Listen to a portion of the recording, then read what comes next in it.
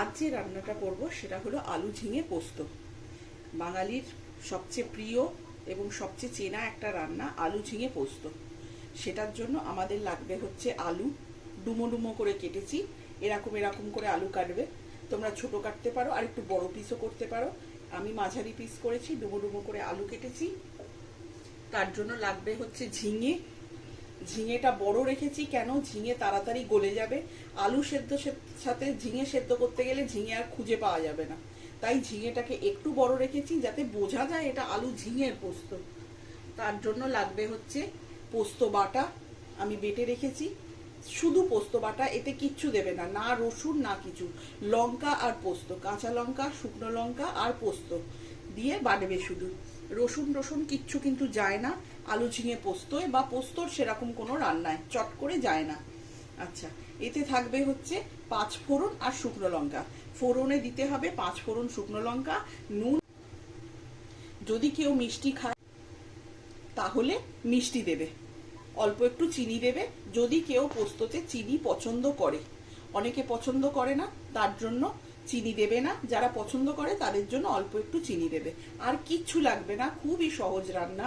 সবচেয়ে প্রথম আমি দেব প্যানে তেল। পোস্ত যেহেতু তেলটা একটু বেশি লাগবে, বাঙালি এমনিতেও একটু রান্নাতে সর্ষের তেলটা বেশি খায়, অবশ্যই সর্ষের তেল দেবে। সাদা তেল দিয়ে পোস্ত অবশ্যই হবে, কিন্তু সেই টেস্টটা আসবে না। অথেন্টিক টেস্ট যদি চাও তাহলে কিন্তু পোস্তে অবশ্যই ভাবে সর্ষের তেল দিতে হবে। তেল আমাদের গরম হয়ে গেছে, এবার আমি আঁচটাকে একদম কমিয়ে দেবো। ফোড়ন দেওয়ার সময় কিন্তু আঁচ কম রাখবে, না হলে কিন্তু ফোড়ন পুড়ে যাবে। কোনো কিছু দেওয়ার আগেই ফোড়নটা পুড়ে যাবে। এবার দেব তেলে 5 ফোড়ন। পোস্তয় অবশ্যই ভাবে 5 ফোড়ন চলে, তোমরা কালো জিরে দিতে পারো, জিরে টিরে একদমই দেবে না। 5 ফোড়ন আর শুকনো লঙ্কা দিয়ে সঙ্গে সঙ্গে আলুটা দিয়ে দেবে, না হলে কিন্তু শুকনো লঙ্কা বা ফোড়ন পুড়ে যাবে।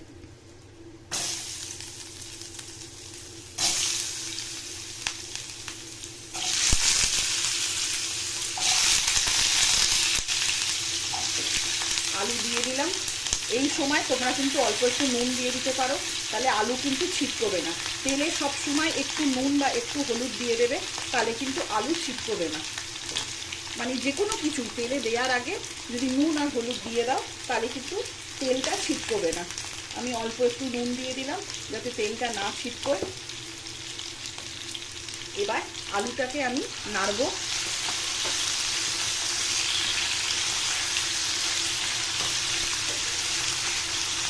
শুকনো লঙ্কা, 5 ফোড়ন, আলু দিয়ে আলুটাকে কিছুক্ষণ নেড়ে চেড়ে ভাজা করব। অল্প একটু ভাজা যখন হবে, একটুখানি ভাজা ভাজা যখন হবে, আলু পোস্তয় কিন্তু অনেকে হলুদ দেয়, অনেকে হলুদ দেয় না। তোমরা তোমাদের মতন দেবে। তোমরা যদি হলুদ দিয়ে খাও তাহলেই হলুদ দেবে, যদি হলুদ দিয়ে না খাও তাহলে হলুদ দেবে না। আমাদের বাড়িতে অল্প একটু হলুদ খায়, তাই আমি একটু হলুদ দিলাম। আলু পোস্ত কিন্তু হলুদ ছাড়াও হয়, হলুদ দিয়েও হয়, সেখানে চাপের কোনো ব্যাপার নেই। সাদা আলু চচ্চড়ির মতন আলু পোস্ত হলুদ ছাড়াও হয়, হলুদ দিয়েও হয়, কোনো ব্যাপার না। কিন্তু আমাদের বাড়িতে যেহেতু হলুদটা একটু খায় সেই জন্য আমি হলুদ দিলাম।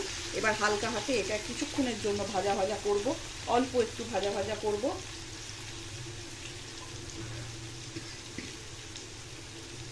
কিছুক্ষণ দেখো এটা ভাজা হয়ে গেলে এবার আমি এতে ঝিঙেটা দিয়ে দেবো। যেহেতু ঝিঙে আমি একটু বড় কেটেছি তাই আমি আলুর সাথেই দিয়ে দেবো, না হলে আবার ঝিঙে সেদ্ধ হবে না। আমি আলুর সাথে ঝিঙেটা দিয়ে দিলাম, নিয়ে হালকা হাতে একটু নাড়বে, পুরোটাকে মিক্স করে দেবে, আর কিছুই না। এগুলো ভাজা টাজা বা কষার কোনো প্রয়োজনই নেই, অল্প একটু মিক্স করে দিলে। এবার এতে দিয়ে দেবে এতে জল। জল কেন? সেদ্ধ করার জন্য এতে দিয়ে দেবে জল। আলু আর ঝিঙে এবার সেদ্ধ হবে। যতক্ষণ সেদ্ধ হচ্ছে তোমাকে কিন্তু ওয়েট করতেই হবে। আলু ঝিঙে সেদ্ধ হওয়ার পরে বাদবাকি জিনিস দেয়া হবে। এবার আলু আর ঝিঙে আমি সেদ্ধ করতে বসিয়ে দিলাম। এবার চেক করব আলুটা ঝিঙেটা সেদ্ধ হয়েছে কিনা।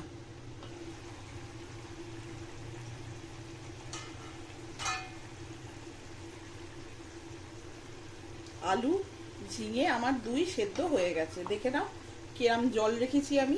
এই জলটাও কিন্তু শুকোবে, এখনো পোস্ত দিইনি। আমার নুন দেয়া হয়ে গেছে, আমি অল্পই নুন দিয়েছি, বেশি নুন দিইনি। এবার আমি দিয়ে দেবো পোস্ত বাটাটা।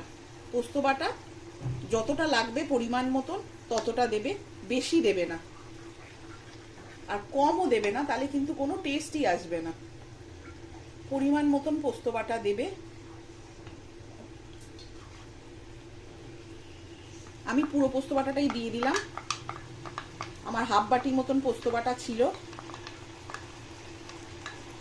পুরোটাই দিয়ে দিলাম। এতে কিন্তু কাঁচা লঙ্কা শুকনো লঙ্কা ছাড়া আর কিচ্ছু দেবে না পোস্ত বাটাটায়। আচ্ছা, পোস্ত দেওয়ার পরে কিন্তু আঁচ বেশি বাড়াবে না, তাহলে কিন্তু পোস্ত লেগে যাবে, চট করে হয়ে যায়। জল যদি বেশি থাকে তাহলে সারাক্ষণ নাড়তে থাকবে, আঁচ যদি বাড়াও তাহলে সারাক্ষণ কিন্তু নাড়তে থাকবে, না হলে কিন্তু পোস্ত লেগে যাবে তলায়। পোস্ত কিন্তু তাড়াতাড়ি লেগে যায়, আঁচ চট করে বাড়াবে না, যদি বাড়াও তাহলে কিন্তু নাড়তে থাকবে, নাহলে কিন্তু পোস্ত তলায় লেগে যাবে। দেখো আমার মোটামুটি জল কিন্তু শুকিয়ে গেছে, যেই পোস্তটা দিলাম অনেকটা জল কিন্তু শুকিয়ে গেল। তোমরা এই অবস্থায় নামাতে পারো, একটুখানি গ্রেভি গ্রেভি থাকবে, কিন্তু অনেকে কিন্তু খুব মাখো মাখো খায়, শুকনো শুকনো খায়, মানে একদম ঝুরঝুরে যাকে বলে সেরকম খায়। সেরকম খেতে গেলে কিন্তু তোমাকে আরেকটু কিছুক্ষণ নাড়তে হবে। পোস্ত যদি দিয়ে দাও তাহলে কিন্তু আঁচ বাড়াবে না, আর আঁচ বাড়ালে সারাক্ষণ নাড়তে থাকবে। দেখো আমার কিন্তু আঁচ বাড়ানো, আমি কিন্তু সারাক্ষণ নেড়ে যাচ্ছি, নাহলেই কিন্তু পোস্ত লেগে যাবে। ননস্টিকে চট করে হয়তো লাগবে না, কিন্তু পোস্ত কিন্তু লেগে যাওয়ার প্রবণতা মারাত্মক থাকে। বেশিক্ষণ পোস্ত কিন্তু দিয়ে নাড়াচাড়া করতে পারবে না, পোস্ত দিয়ে চাপা দিয়ে ফোটানোর প্রয়োজন নেই, তাহলে কিন্তু পোস্তের টেস্ট নষ্ট হয়ে যাবে। পোস্ত সবচেয়ে লাস্টে দেবে, কিছুক্ষণ নাড়াচাড়া করবে। জল যদি বেশি থাকে আগে জলটা শুকিয়ে নেবে, তারপর পোস্ত দিয়ে কিছুক্ষণ 1 থেকে 1.5 মিনিট 2 মিনিট মতো নাড়াচাড়া করে কিন্তু অফ করে দেবে। পোস্ত দিয়ে ফোটানো বা পোস্ত দিয়ে সেদ্ধ করা একদমই কিন্তু চলবে না। আমি আরেকদিন দেখিয়ে দেবো কুকারে কি করে করে, এই আলু ঝিঙে পোস্তই কুকারে কি করে করবে তোমরা। পোস্ত দিয়ে কিন্তু একদমই বেশিক্ষণ ফোটাবে না, বারবার বলছি। দেখো আমার কিন্তু পোস্ত ডান। বুঝতে পারছো কেরম ঝুরঝুরে করেছি? অনেকে কিন্তু একটু জল জল রাখে, আমাদের বাড়িতে একটু ঝুরঝুরে খায়, তাই কিন্তু ঝুরঝুরে করা হয়েছে। দেখো বুঝতে পারছো নিশ্চয়ই কেরম ঝুরঝুরে করেছি পোস্তটাকে আমি। এই অবস্থায় কিন্তু গ্যাস অফ করে দেবে। এবার সার্ভিংয়ের পালা। আমার পোস্ত কিন্তু ডান। এই উপর দিয়ে তুমি কিন্তু কাঁচা লঙ্কা চেরা বা সর্ষের তেল, কাঁচা সর্ষের তেল কিন্তু দিতে পারো। আমার যেহেতু লঙ্কাটা একটু বেশি দিয়েছি, আমি ওই জন্য কাঁচা লঙ্কা চেরা বা সর্ষের তেল কিছু দিলাম না। এর উপরে কিন্তু তোমরা কাঁচা লঙ্কা চেরা আর কাঁচা সর্ষের তেল দিতেই পারো, টেস্ট কিন্তু আরও ভালো হবে। এবার সার্ভিংয়ের পালা। আমি কিন্তু এবার পোস্তটাকে বাটিতে সার্ভ করছি।